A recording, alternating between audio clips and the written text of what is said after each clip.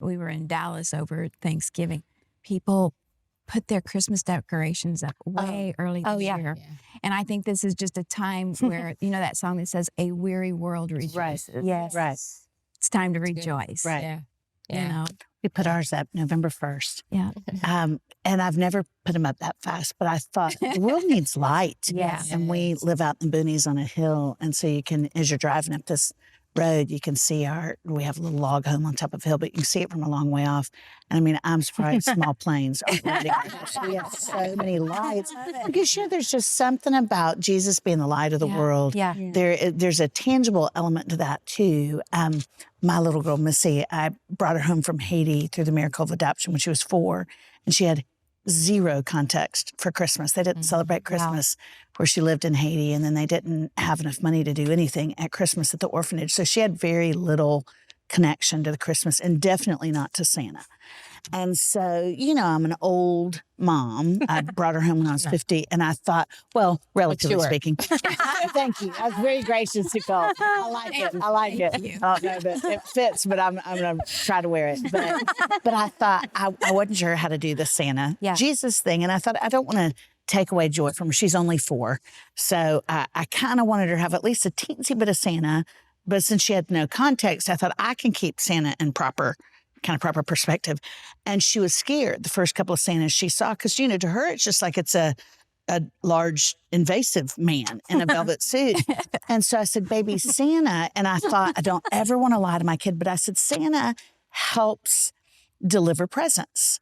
And I said, he's got a sleigh, which is kind of like a big SUV. And so he can carry a lot of presents. But I said, the presents are all about Jesus. It's about Jesus' birthday. And she kind of got that. And so I thought, I have to have just one picture of her. I know some Christians don't think you should ever have a picture with Santa, but I thought, I've got to have at least one picture of my baby. I didn't think I get to be a mom. It's my first Christmas of her with Santa.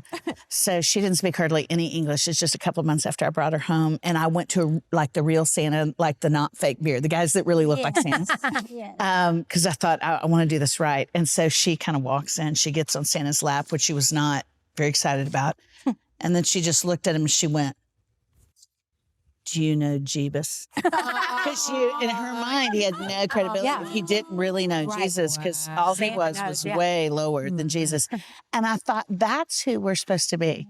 This all the time, but certainly this time of year when people are hearing Mariah Carey talk about him in the mall if they're socially distanced. We should be, do you know my Jesus, people? It's like, I want to shine brighter at Christmas than I have any other time. I think hope should be palpable in us this time of year. Every day, we should be prepared to have an answer for the hope that lies within us. But especially at Christmas, when everybody seems to be noticing, especially this Christmas, when our world is just longing for legitimate hope.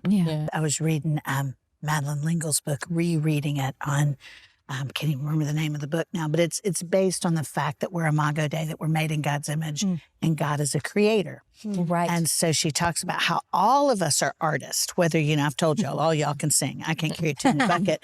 But because we're made in his image, we're made to reflect his image. And her point was, some of us get stuck on one canvas. You think, well, I can only sing. Or I can only sing and dance.